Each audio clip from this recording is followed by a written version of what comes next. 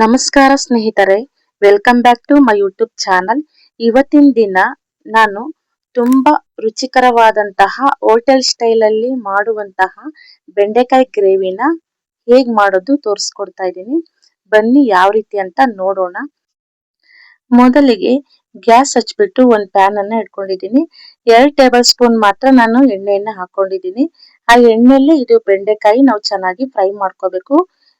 ನಾವು ಬೆಂಡೆಕಾಯಿ ಮುಂಚೆನೆ ಚೆನ್ನಾಗಿ ತೊಳೆದ್ಬಿಟ್ಟು ಅದು ನೀರಿನಂಶ ಇರಬಾರ್ದು ಕಣ್ರಿ. ನೀರಿನಂಶ ಎಲ್ಲ ನಾವು ಸ್ವಲ್ಪ ಅದು ಒಣಗ ತನಕ ಸ್ವಲ್ಪ ವೇಟ್ ಮಾಡಿ ನಂತರ ನಾವು ಬೆಂಡೆಕಾಯಿನ ಕಟ್ ಮಾಡ್ಕೋಬೇಕಾಗುತ್ತೆ. ಈ ರೀತಿ ನೀವು ಇನ್ನು ಚಿಕ್ಕದಾಗಿ ಕಟ್ ಮಾಡ್ಕೊಂತೀರಂದ್ರೆ ಕಟ್ ಮಾಡ್ಕೋಬಹುದು, ಚಿಕ್ಕ ಪೀಸ್ ಆಗಿ. ನೋಡ್ರಿ, ಎಣ್ಣೆಲ್ಲೇ ನಾನು ಚೆನ್ನಾಗಿ ಫ್ರೈ ಮಾಡ್ಕೊಂಡಿದ್ದೀನಿ. ಇಷ್ಟು ಫ್ರೈ ಆಗಿದೆ. ನೆಕ್ಸ್ಟ್ ಇದನ್ನ ಒಂದು ಪ್ಲೇಟಿಗೆ ಹಾಕೊಳ್ತಾ ಇದ್ದೀನಿ. ನೆಕ್ಸ್ಟ್ ಇಲ್ಲಿ ಗ್ರೇವಿಗೆ ನಾನು ಒಂದು 4 ಟೊಮೊಟೊನ ಮೀಡಿಯಂ ಸೈಜ್ ಕಟ್ ಮಾಡ್ಕೊಂಡಿದ್ದೀನಿ. 4 ಭಾಗವಾಗಿ ಮೀಡಿಯಂ ಸೈಜ್ ಟೊಮೊಟೊ ತಗೊಂಡಿರೋದು. ಒಂದ್ ಸ್ವಲ್ಪ ಅರ್ಧ ಬೌಲ್ ಅಷ್ಟು ಕೊಬ್ಬರಿ ತಗೊಂಡಿದ್ದೀನಿ. ಕೊಬ್ಬರಿ ಬೇಕಿದ್ರೆ ಹಾಕೋಬಹುದು, ಇಲ್ಲಾಂದ್ರೆ ಸ್ಕಿಪ್ ಮಾಡ್ಕೋಬಹುದು.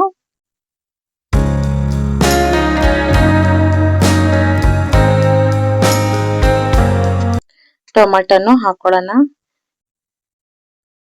ನೆಕ್ಸ್ಟ್ 1 ಗಡ್ಡೆ ಮಾತ್ರ ಬೆಳ್ಳುಳ್ಳಿನ ಸಿಪ್ಪೆ ಎಲ್ಲ ತೆಗೆದ್ಬಿಟ್ಟು ಹಾಕೊಳ್ತಾ ಇದ್ದೀನಿ. ಇದನ್ನ ನುಣ್ಣಗೆ ರುಬ್ಕೊಂಬರನ್ರಿ.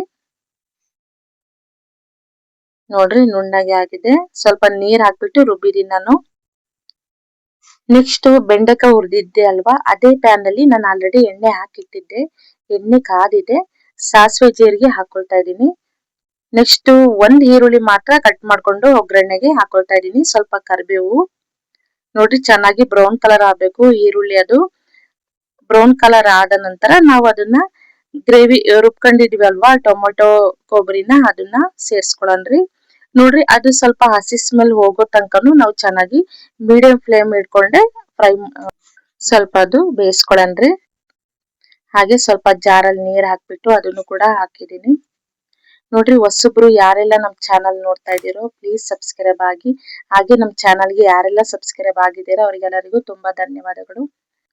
ಇದು ನೋಡಿ, ಬೆಂಡೆಕಾಯಿ ಗ್ರೇವಿ ಚಪಾತಿಗೆ, ಅನ್ನಕ್ಕೆ, ರೊಟ್ಟಿಗೆ, ಪೂರಿಗೆ, ದೋಸೆಗೆ ತುಂಬಾನೇ ಕಾಂಬಿನೇಷನ್ ಚೆನ್ನಾಗಿರುತ್ತೆ ಕಣ್ರಿ. ತುಂಬಾನೇ ಟೇಸ್ಟ್ ಇರುತ್ತೆ, ತುಂಬಾನೇ ರುಚಿಕರವಾಗಿರುತ್ತೆ. ಸೇಮ್ ಹೋಟೆಲ್ ಸ್ಟೈಲ್ ಅಲ್ಲಿ ಯಾವ ರೀತಿ ಮಾಡ್ತಾರೋ ಅದೇ ತರನೇ ಇದು ಬೆಂಡೆಕಾಯಿ ಗ್ರೇವಿ ಟೇಸ್ಟ್ ಅನ್ನ ಕೊಡುತ್ತೆ. ನಂತರ ನೋಡ್ರಿ, ಇಲ್ಲಿ ನಾನು 1.5 ಟೇಬಲ್ ಸ್ಪೂನ್ ಅಷ್ಟು ಖಾರ ಪುಡಿನ ಸೇರಿಸ್ಕೊಳ್ತಾ ಇದ್ದೀನಿ. ಹಾಗೆ 2 ಟೇಬಲ್ ಸ್ಪೂನ್ ಅಷ್ಟು ಸಾಂಬಾರ್ ಪುಡಿನ ಸೇರಿಸ್ಕೊಳ್ತಾ ಇದ್ದೀನಿ. ಹಾಗೆ 1 ಟೇಬಲ್ ಸ್ಪೂನ್ ಅಷ್ಟು ಗರಂ ಮಸಾಲ ಸೇರಿಸ್ಕೊಳ್ತಾ ಇದ್ದೀನಿ.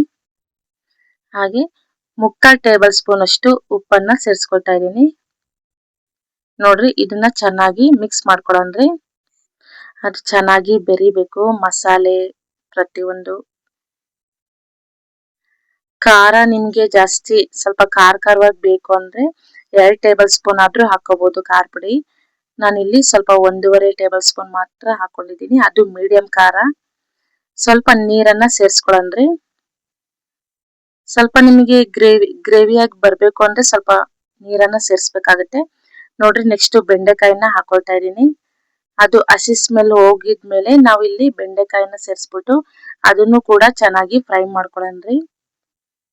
ಸ್ವಲ್ಪ ಹೊತ್ತು 1-2 ನಿಮಿಷನಾದ್ರೂ ನಾವು ಬೆಂಡೆಕಾಯಿ ಬೇಯಿಸ್ಕೊಳನ್ರಿ. ನಿಮ್ಗೆ ಇನ್ನೂ ಗ್ರೇವಿಯಾಗಿ ಬೇಕು ಅಂದ್ರೆ ಇನ್ನೊಂದ್ ಸ್ವಲ್ಪ ನೀರನ್ನ ಸೇರಿಸ್ಕೋಬಹುದು. ಮುಚ್ಚಳಿಕೆ ಮುಚ್ಬಿಟ್ಟು 1-2 ನಿಮಿಷ ಬೇಯಿಸ್ಕೊಳನ್ರಿ. ಬೆಂಡೆಕಾಯಿ ಆಲ್ರೆಡಿ ನಾವು ಎಣ್ಣೆಲಿ ಸ್ವಲ್ಪ ಫ್ರೈ ಮಾಡಿರ್ತೀವಿ. 1 ನಿಮಿಷ 1-2 ನಿಮಿಷ ಬೇಯಿಸ್ಕೊಂಡ್ರೆ ಸಾಕು. ಸ್ವಲ್ಪ ಕೊತ್ತಂಬರಿ ಸೊಪ್ಪು ಹಾಕೊಳನ್ರಿ. ಬೆಂಡೆಕಾಯಿ ಮೆದುಳಿಗೆ ತುಂಬಾನೇ ಒಳ್ಳೇದು, ಬುದ್ಧಿಶಕ್ತಿ. ಬೆಂಡೆಕಾಯಿ ತಿನ್ನೋದ್ರಿಂದ ಬುದ್ಧಿ ಚುರುಕಾಗುತ್ತೆ ಅಂತಾರೆ. ತುಂಬಾನೇ ಒಳ್ಳೇದು ಮಕ್ಕಳಿಗೆ ಕೊಡೋದ್ರಿಂದ. ನೋಡ್ರಿ, ಬೆಂಡೆಕಾಯಿ ಗ್ರೇವಿ ರೆಡಿ ಆಗಿದೆ. ಬೆಂಡೆಕಾಯಿ ಗ್ರೇವಿನ ಒಮ್ಮೆ ನೀವು ಒಂದ್ಸಲ ಮನೇಲಿ ಟ್ರೈ ಮಾಡಿ. ಯಾವ ರೀತಿ ಬಂದಿದೆ ಅಂತ ಕಮೆಂಟ್ ಬಾಕ್ಸ್ ಅಲ್ಲಿ ತಿಳಿಸಿ.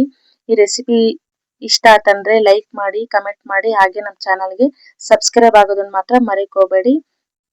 Thanks for video watching. Next ರೆಸಿಪಿಯೊಂದಿಗೆ ಸಿಗೋಣ ಸ್ನೇಹಿತರೆ. ಬಾಯ್.